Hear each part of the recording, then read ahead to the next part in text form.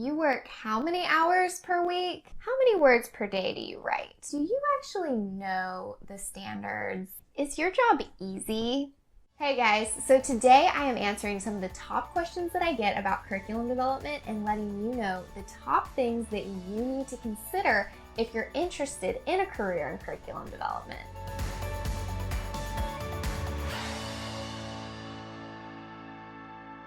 So in my last video, I shared my story all about how I went from being a classroom teacher to creating my own curriculum development company. So I shared how I got started and exactly what you need to do if you want to get started as well. And spoiler alert, it takes a lot of hard work, but it is possible. So if you haven't watched that video yet, I recommend that you go back to that one and watch it first, because this is kind of the next step in the process. Like, you've decided, okay, I think I might be interested in going into curriculum development or starting my own business, but I'm still kind of weighing the pros and cons.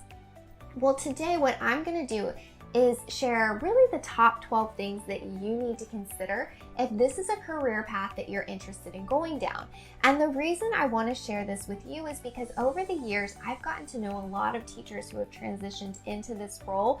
And what I have found is almost half of those people have ended up going back to the classroom because it's completely different from what they expected. And to be honest, this job is completely different from what I expected when I started it, but I found that I really love it, but it's not for everyone. So here are the top 12 things that you need to know, and hopefully they will help you make your decision whether this is the right path for you. So the first thing I have for you is you have to be okay with working alone. Now, when we're doing curriculum development, we are on teams, we are working with other people, but since the job is remote, we're not communicating all the time. We're only emailing each other or sending each other DMs when we have a specific question about something.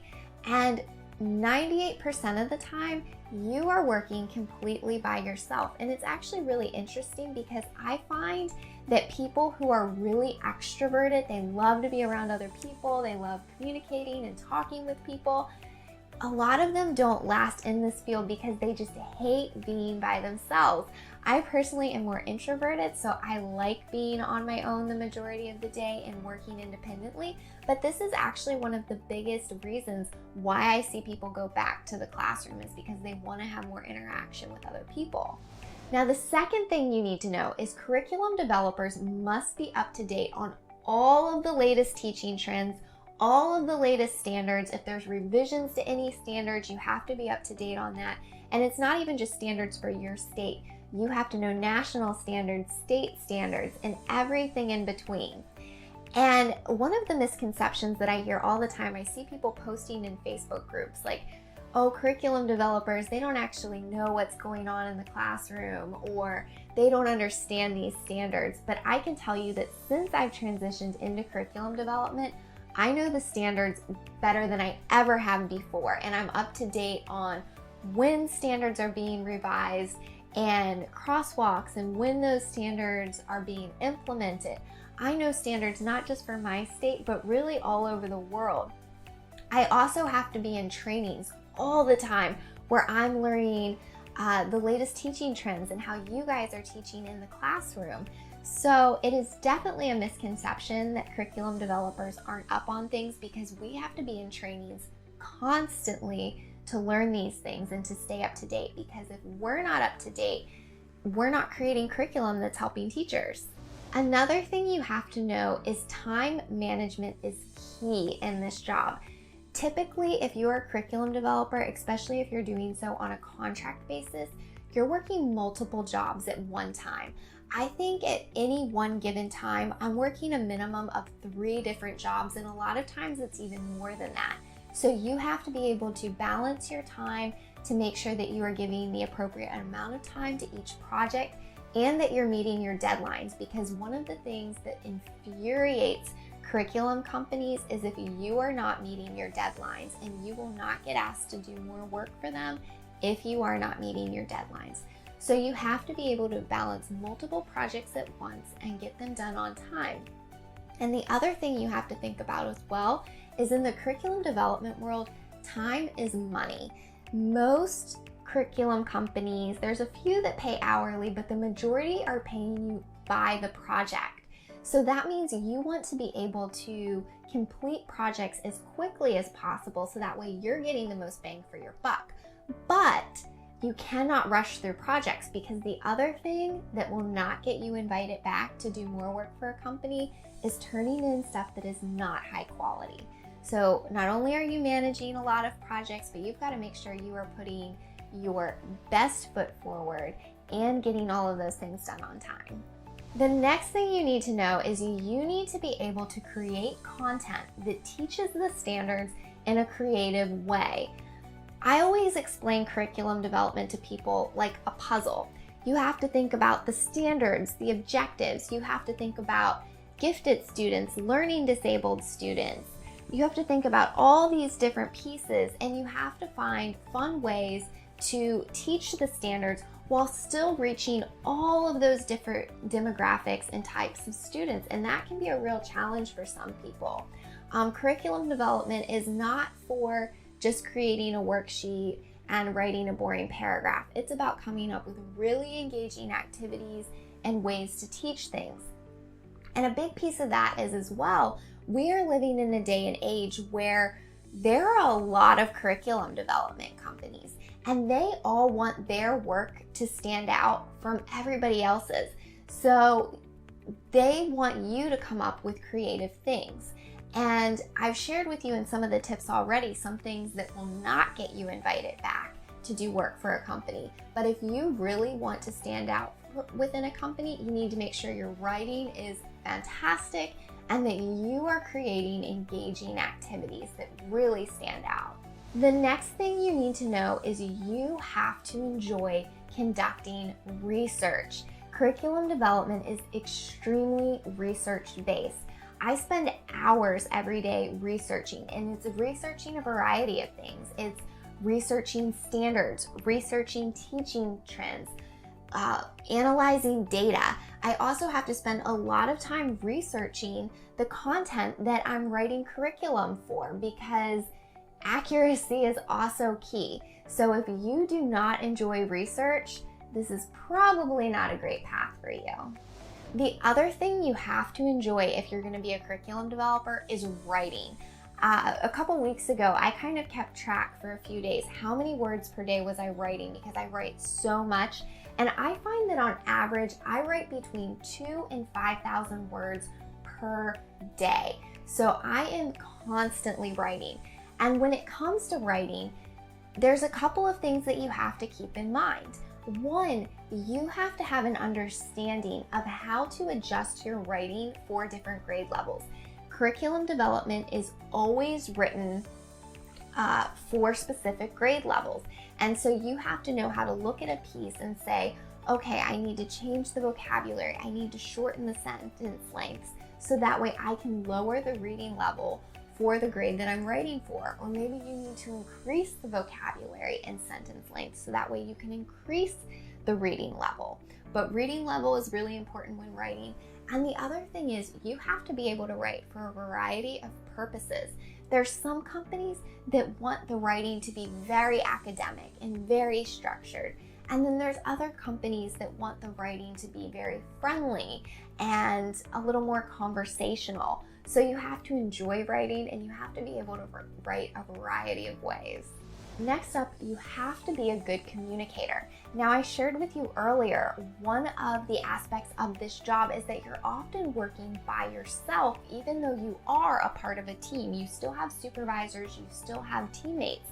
And so one of the challenges is you have to be able to communicate with them effectively within a virtual environment. So it's really a matter of being able to still make sure you know what your supervisor wants and your supervisor knows what you're doing, and that you're able to communicate with your team when you're working on projects, even though you're by yourself the majority of the time. I have found one reason that I've been really successful in curriculum development in this contract role is because I am able to communicate my needs in a non-hostile way. And I'll give you an example. There was one company that I was working on an assessment writing project for, and I shared with you earlier, time is money. So when I'm getting paid per project and the company decides in the middle of the project they completely want to change things and I have to go back and redo a bunch of stuff, that's costing me money. And so this happened on this science assessment project that I was working on. And I was pretty upset because I had to go back and redo a lot of things, but they didn't compensate me extra for doing that. So I reached out to my supervisor, and I was not mean about it, but I made it very clear that what they were doing was disrespectful to the contractors and that this was not how we deserved to be treated, and this was why. And to be honest, I thought that in doing that, it might end my relationship with that company. But they made me the contractor of the month because I was so clear at communicating with them, and I did so in a way that was not negative. So being able to communicate what's going on with a project and your needs as a contractor is extremely important. Okay, next up, you have to be okay with teaching yourself and training yourself, especially when it comes to technology. There are some companies that I've worked for and they've provided me amazing trainings on how to use the programs and the softwares and the systems that we'll be using. And other companies literally just throw you in and expect you to figure it out on your own. So you have to be okay with teaching yourself things. In this job, nobody is going to hold your hand. They want to give you the expectations, they want to give you the roles, and they want you to run with it. I have seen people that need too much hand holding, they usually get let go of because the companies don't have time to hold people's hands. So you gotta be okay with training yourself, especially when it comes to technology. Next up, this one is a shocker for people. A lot of people think I'm gonna transition into curriculum development so that I can work less hours than I did as a teacher, because teachers work so many hours. But here's something that might shock you. You will work even more hours as a curriculum developer than you did as a teacher.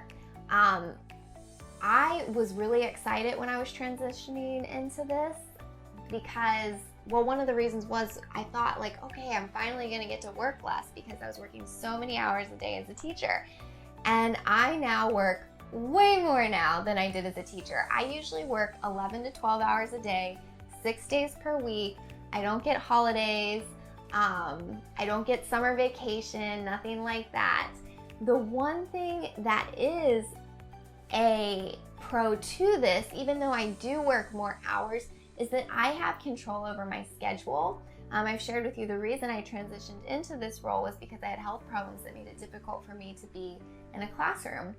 And because of that, I have a lot of doctor appointments that I have to go to and treatments and therapies that I have to go to every single week. And I can work my schedule around those things.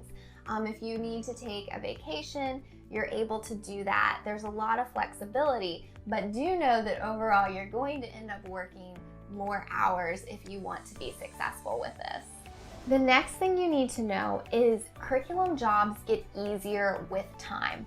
Whenever you are working on a project, projects are usually divided into what they call batches or milestones. Different companies have different names. So basically you'll submit a certain percentage of the work for batch 1 or milestone 1, and then a certain percentage of the work for batch 2 or milestone 2, and so on. And I can't tell you, almost every single job that I work on, there's a certain number of people that drop off before we even get to the end of the first batch or the first milestone. The beginning of a project is always really hard because you're trying to figure out what a specific company wants. What every company wants is a little bit different from other companies. You're figuring out the objectives and the standards for that project. You are taking the feedback that you're being given that's unique to that company and trying to incorporate that in. So the first batch or the first milestone is usually a little bit more work and it is more challenging. But if you stick with a project, once you start to figure out what the expectations are, you get really familiar with the standards and whatnot, things get really easy, or not really easy, but much easier throughout the project. So stick with something. Don't give up in the beginning just because it seems really hard. The next thing you have to be okay with is constructive criticism. When you are writing curriculum, it is going to go through multiple phases of editing. You're going to have developmental editors, copy editors, fact checkers. And this is a good thing because think about, as teachers in the classroom, we want content that's accurate. We don't want to be teaching inaccurate content to students. So it's really important that the writing and the content is the absolute best it can be. And that's why it goes through so many phases of editing. But after each phase, you're going to get comments and feedback back from editors. And I remember the very first project I ever got back. I got the project back from the editors, and there were all these comments and revisions that needed to be made. And I kind of took it personally, like, I'm a good teacher and I'm a good writer. Why is all of this here? But you really have to learn to be successful in this business. You have to just be able to not take it personally and know that they're telling you this because they want it to be the best they can for the students. As I've grown in curriculum development, I actually do a lot of editing now, and I have never once sat down on an editing project and thought, oh, I'm gonna stick it to this person. I'm always editing with the students and the teachers in mind. And the other thing that I've learned with constructive criticism as well is by following the advice that I'm given from the editors, I have become a much better writer and a much better curriculum developer. I look back on projects I worked on a couple years ago and I'm like almost embarrassed because it's such a difference between my writing and what I create then and now. So if you just let that stuff roll off your back, you take it in and allow it to make you better, you will be successful in this business. And the last thing you need to know is that even as a curriculum developer, you will still have an impact on the lives of students. You know, we all get into teaching not because we're trying to make the big bucks or we're trying to be famous. We get into teaching because we care about kids and we want to make a difference in this world. And like I've shared with you guys, transitioning into this role wasn't necessarily something that I sought after. It was something that I had to do because of my health. And when I was doing that, I had this fear that I'm not going to be helping kids anymore, and that's something that I'm so passionate about. But one thing that I've learned over the years is that I still get to have a really profound impact on kids. It's just that I have an impact on them in a different way. I don't get to see the fruit directly, but I get to hear about it all the time. And I hear about it when I receive messages from teachers and feedback from teachers. When I look at data for curriculum that I have written and I see that students' test scores are increasing when they're using that curriculum, all of this lets me know that I am still having a positive impact on students even though I'm not the person teaching them directly. So there you have it. Those are the top 12 things you need to consider if you are interested in transitioning from the classroom to a job as a curriculum developer. And I would love to hear from you guys. After hearing all of those things, is this something you're still interested in doing? Or maybe you're like, oh, now that I hear all this, maybe it's not for me. Leave a comment below and let me know what you're thinking as it relates to curriculum development, because I would love to hear from you. And then make sure to give this video a big thumbs up and subscribe to my channel because I am uploading new videos all the time. I upload videos about my job as a curriculum developer, and I also upload videos with a lot of teaching tips and resources that you can be implementing into the classroom as well. So until next time, happy teaching!